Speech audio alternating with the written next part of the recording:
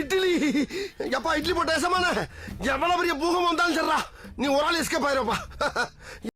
Welcome to ஐரக்ஷன் channel. எங்களோட videos உங்களுக்கு பிடிச்சிருந்ததுன்னா லைக் பண்ணுங்க, கமெண்ட் பண்ணுங்க, ஷேர் பண்ணுங்க, மறக்காம சப்ஸ்கிரைப் பண்ணுங்க. ஓகே, இப்போ என்ன வீடியோ பார்க்க போறோம்? மிஸ்டர் கே கதைக்கந்தசாமி அவங்க சேனல் தான் பார்க்க போறோம். விக்னேஷ் சிவன் ட்ரோல் வீடியோ தான் பார்க்கலாம். இப்போ கரண்டாக பார்த்தீங்க அப்படின்னா அண்ணன் விக்னேஷ் சிவனை போட்டு ஆளாளுக்கு மீன் போட்டு டார்ச்சர் பண்ணிக்கிட்டு இருக்கீங்க. அதிலும் முக்கியமாக இவங்க போனால் டார்ச்சரில் நம்மனா ட்விட்டரை விட்டே கிளம்பிட்டாரு. இப்படி ஒரு முடிவு எடுத்துட்டா. ஸோ இந்த அளவுக்கு வந்து தலைவன் மேலே வந்து ஒரு ஏற்றட் பரப்புறதுக்கும் அவரை வந்து ஒரு ட்ரோல் மீட்டர்லாம் மாற்றினதுக்கும் என்ன காரணம், ஏன் அப்படி பண்ணுறீங்க அப்படின்றதா இந்த தெளிவாக பார்க்க போகிறோம். பாவம் ஏன் ஒரு மனுஷன் ஏன் அப்படி பண்ணுறீங்க? It's all fact. நம்ம கையில் எதுவும் இல்லை. ஓகே சோல்ஜர்ஸ், ஓரா பேசாம வீடியோல போயிடலாம். நான் கந்தசாமி, இந்த ஷோ கோலிவுட் கந்தசாமி.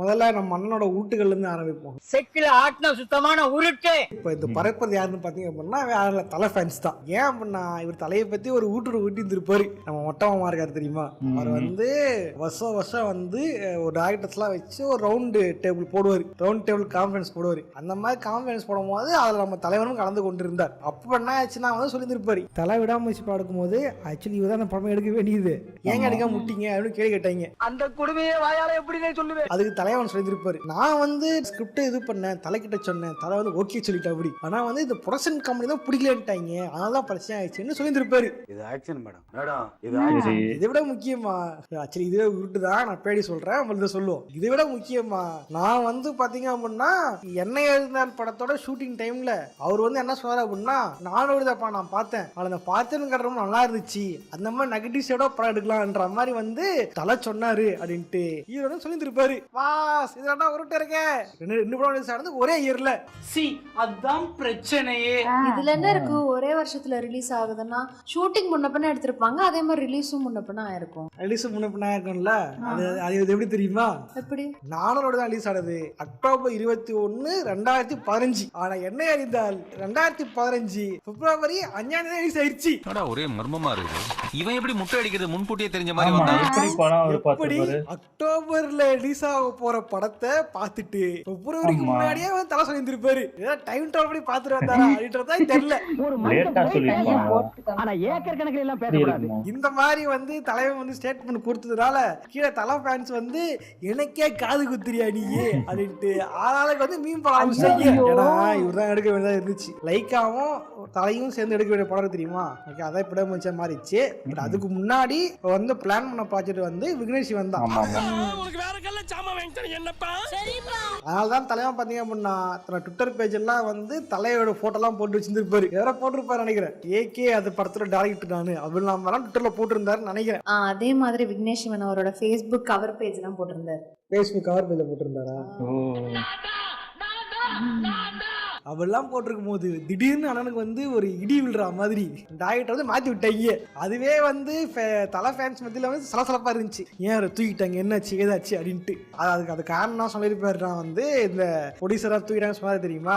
அதெல்லாம் வந்து முன்னொரு காலத்துல இந்த ப்ரொடியூசர் பார்த்து டாக்டர் எல்லாம் ஃபிக்ஸ் பண்றது, ப்ரொடியூசர் கண்ட்ரோல தான் வந்து எல்லாருமே இருக்கிறதெல்லாம் வந்து முன்னொரு காலத்துல, அது ஏவிஎம் பீரியட்ல. இப்ப வந்து ஒரு பெரிய இதோ இருக்காருன்னா அவர் பார்த்து எந்த கம்பெனி டேட் கொடுக்குறாரோ அதுதான் கணக்கு. இந்த மகாயிரம் பார்த்தா பார்த்துருப்பீங்க, காசு வந்ததுக்கு அப்புறம் ப்ரொடியூசர் கிட்ட சொல்லி காசு வாங்கிக்கணும் தெரியுமா? அந்த மாதிரி தான் ஆக்டர் தான் வந்து ப்ரொடியூசர்ஸே வந்து சூஸ் பண்றது. அப்படி இருக்கும் பொழுது தலைக்கே புடிச்சு போனதுக்கு அப்புறம் ப்ரொடக்ஷன் கம்பெனி வந்து இப்படி மாத்த முடியும். கரெக்டா சொல்றது. கரெக்ட். ஓ இன்வால்வ்மென்ட் நான் பாராட்டேன். இது ஏகே என்ன பண்ணாது? தெரியல, நான் அனில் எனக்கு எப்படி தெரியும்? நாமலாம் இல்லடி. இப்படி சொல்லி சொல்லியா என்ன 63 64 போயிடலாம்ல.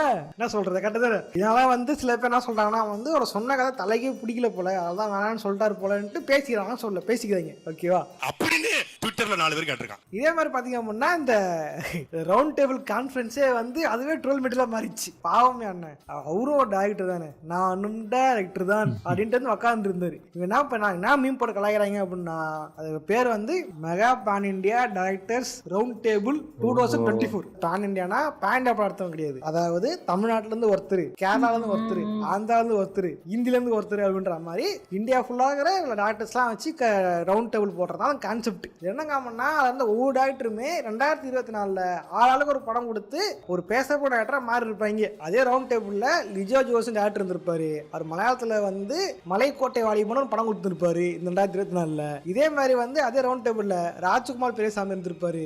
அவர் வந்து அமரன் படம் எடுத்து பயங்கர இட்டு கொடுத்துருப்பாரு. இந்த மாதிரி ஒவ்வொரு ரெண்டுஸும் ஒருத்தர் இருந்திருப்பாங்க. பட் குரூப்ல டூப் மாதிரி நம்ம தலையை வந்து போனதுதான் வந்து ஒரு ஹாட் டாபிக்கா மாறி போயிடுச்சு.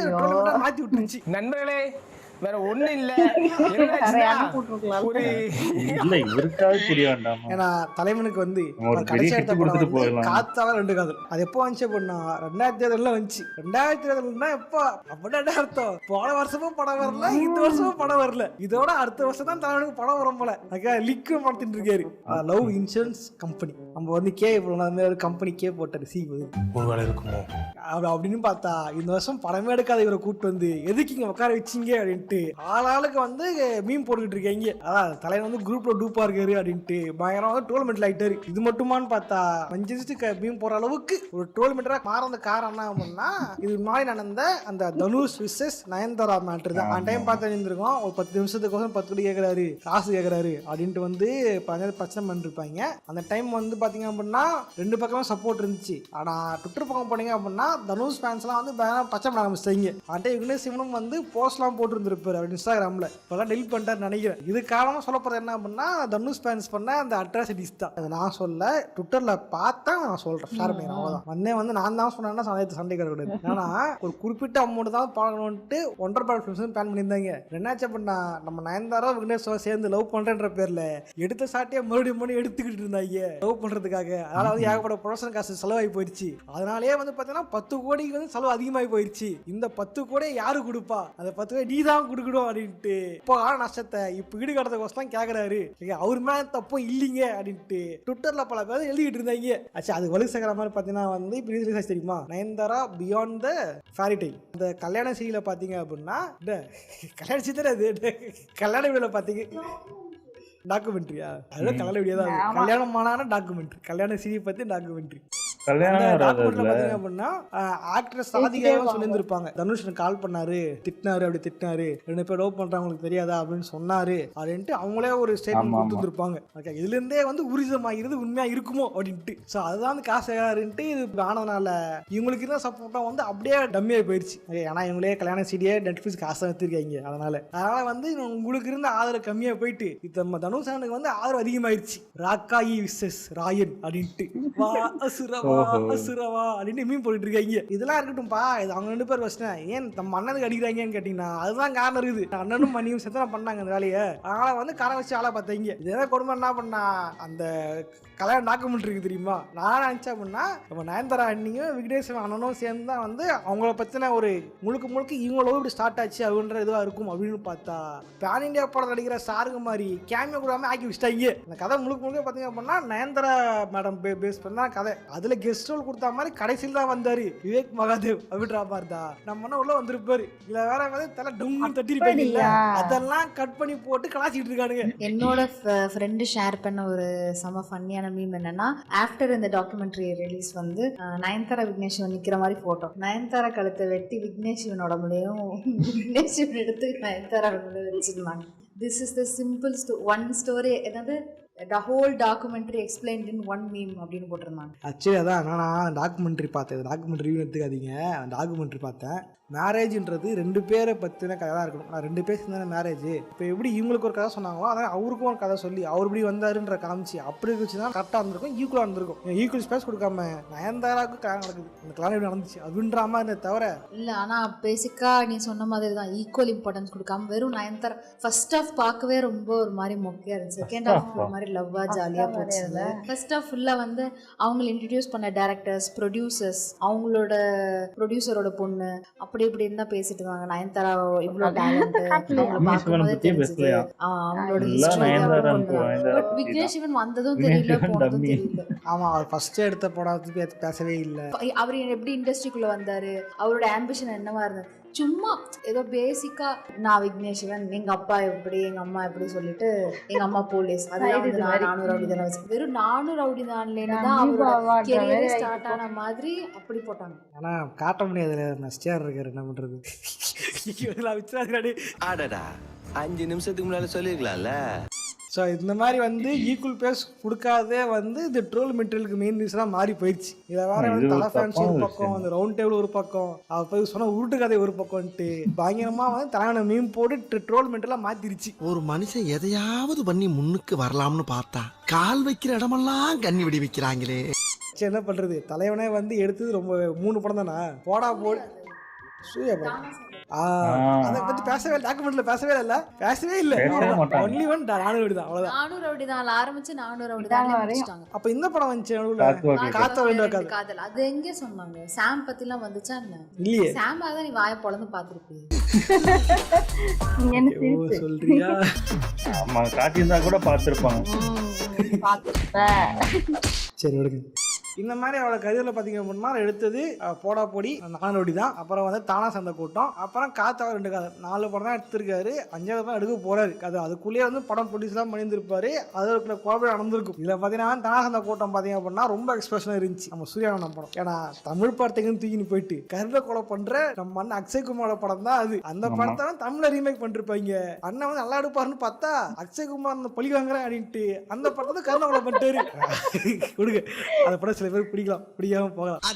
ஸோ வந்து இந்த மாதிரி சம்பவம்னால தான் அண்ணன் 12 மீட்டரா மாட்டாரு. இப்போ வந்து ட்விட்டரை டீஆக்டிவேட் பண்ணிட்டாருன்னு சொல்றாங்க. அது திரும்பி ஆக்டிவேட் பண்ணுவாருன்னு தெரியல, இதனால வந்து இப்படி பண்ணாருன்னு தெரியல. ட்விட்டர்கார 3 மாசம் டைம் கொடுப்பான், 30 நாள் தான். 30 நாளுக்கு அப்புறம் ஆக்டிவேட் பண்ணலன்னு வச்சுக்க, அக்கௌண்ட்டே போயிடும். அது வர வந்து இந்த 1 மாசத்துக்குள்ள பண்ணிடுவாருன்னு நினைக்கிறேன். இது வந்து 1 மாசத்துக்குள்ள மறுபடியும் வந்து ரீஆக்டிவேட் பண்றாருன்னு நினைக்கிறேன். அது அனுஸ்பென்ஸ் ரொம்ப மோசமே. நீங்க இப்படியா பண்றது ஒரு மனுஷனை? பாவமியா அவரு.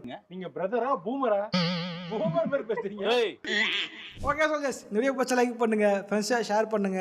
உண்மையில நம்ம விக்னேஸ்வரன் அண்ணன் வந்து பாவம், அவர் வந்து ட்ரோல் மெட்டீரியல் ஆக்கி பண்றது வந்து ரொம்ப கஷ்டமா இருக்குது. முடிஞ்ச அளவுக்கு வந்து சொல்றது தெரியலீங்க, யாரும் பக்கமும் இல்லைங்க. வந்து மையம் நாங்கள் நடுவில் நின்றுக்கிறேங்க, கட்சி மாறலிங்க. நான் வந்து அங்கேயும் இல்லை, இங்கே நடுவில் நிற்கிறேன். மையம் நீதி மையம்.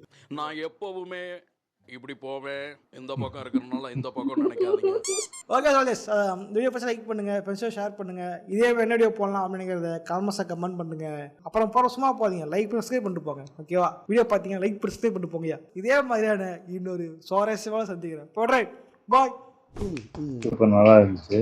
ஆனால் ஃபஸ்ட்டு அந்த ஏகேவோட விக்னேஸ்வரன் சேர்றது என்ன இப்படி ஒரு காம்பினேஷன்? நானும் ஏதாவது லவ் சப்ஜெக்ட் தானே இவர் எடுப்பார், இவர் எப்படி அந்த மாதிரி ஒரு சப்ஜெக்ட் எடுப்பார்?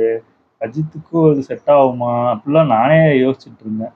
எனக்கு தெரிஞ்சு ஃபர்ஸ்ட் வருத்தப்பட்டேன், அதுக்கப்புறம் அப்பா அஜித் தப்பிச்சிட்டாருப்பா அப்படின்னு. இல்ல உண்மையிலே நீங்களே யோசிச்சு பாருங்க, அதுக்கேற்ற ஒரு ஸ்கிரிப்ட் இருந்துச்சுன்னா, இப்போ ஒரு ஸ்கிரிப்ட் நல்லா இல்லைன்னு தானே அவங்க வேண்டான்னு சொல்லியிருக்காங்க. இது அவங்க ஒரு ஸ்கிரிப்ட் ஒரு யோசிச்சு வச்சிருப்பாங்க, அதாவது இப்படி இருக்கணும் இந்த மாதிரின்னு. இவர் எனக்கு தெரிஞ்சு இப்போ இந்த இவரை வச்சு எடுக்கிறாரு, இந்த லவ் டுடே ஹீரோ, இந்த டைரக்டரை வச்சு பிரதீப் ரங்கநாதன். அதே அந்த கதையை தான் ஏகே கிட்ட சொல்லியிருக்காரா? எனக்கு அதான் டவுட்டா இருக்குமா தெரியல. ஆமா, அதனால கூட மேபி அப்படி சொல்லியிருந்தா கண்டிப்பா ரிஜெக்ட் பண்ணது நல்லதுதான். இன்னொரு பக்கம் அந்த 10 கோடியே என்ன உங்கள்ட்ட இல்லையா, அது கொடுத்துருந்தா பிரச்சனையே முடிஞ்சிருக்கும். ஒண்ணுமே இல்லை. இப்போ இவங்க சைடு இவங்க தப்பே பண்ணல, அந்த நஷ்டம் எதுவுமே ஆகல. இவர் வாண்டடா 10 கோடி கேட்கறதுனால தப்புன்னு சொல்லலாம். இவங்க பண்ண தப்புக்கு தானே காசு கேட்குறாங்க. இவங்க ஏற்கனவே 10 கோடி அதாவது செலவானது 10 கோடி தான். அந்த 10 கோடி தான் கேட்கறாரு. அவர் அதுக்கு மேல கேட்கல. அவர் எப்போ அந்த படத்துக்கு இப்பதான் கேட்கறாரு. அப்போ கொடுக்கறதுல ஒன்றும் தப்புலாம் கிடையாது எனக்கு தெரிஞ்சு. கொடுத்துட்டா இந்த பிரச்சனை முடிஞ்சிருக்கு, தேவையில்லாத வேலை இது. அதான் அந்த இது நான் பார்க்கவே இல்லை, நெட்ஃபிளிக்ஸ்ல வந்திருக்குன்னு தெரியும், அது இன்ட்ரெஸ்டே இல்லை. அதுல இப்போ அந்த இது கல்யாண ஆல்பம் வரலையா? அப்போ அது வேற ஒரு கதையா இருக்கும். எனக்கு தெரிஞ்சு அது ஒரு இதா வீடியோ வரும் போல இருக்கு. எனக்கு தெரிஞ்சு ஒரு வீடியோக்கு இவ்வளவு அமௌண்ட், அந்த வீடியோக்கு.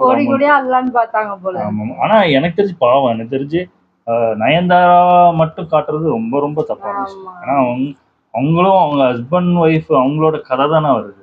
அப்போ இவருக்கு ஸ்பேஸே கொடுக்காம இவங்க மட்டும் பண்றது இது படம் இல்லைல்ல. இது அவங்களோட லைஃப் பத்தி. அதுல ஈக்குவல் ஸ்பேஸ் கொடுக்க இந்த ஒரு வீடியோக்கே ஸ்பேஸ் கொடுக்கலன்னா அப்போ ரியல் லைஃப்ல எந்த ஸ்பேஸ் கிடைக்கும்னு அது எனக்கு அந்த தெரியல. ஹீரோயின் சம்பந்தப்பட்ட அந்த படம் வரும்ல, அதுல ஹீரோஸ் எல்லாம் மொக்கையா அது கொஞ்சம் okay. வச்சுப்பாங்களா, அந்த மாதிரி இருக்கு அது ஓகே. சொல்ல அது போனா. படம் வந்து உங்களுக்கு ஸ்பேஸ் கொடுக்கலாம் ஓகே. ஒரு ரியல் இதுல வந்து இந்த ஒரு சின்ன வீடியோல இடம் கொடுக்கலன்னா அப்போ ஒரிஜினல் லைஃப்ல என்ன இடம் கொடுத்துருவாங்கன்னு எனக்கு தெரியல. ஐயோ பாவம். எனக்கு தெரிஞ்சு விக்னேஸ்வரன் ஓட்டுறது பாவம் தான். ஏற்கனவே பாவத்துல தான் இருக்காரு.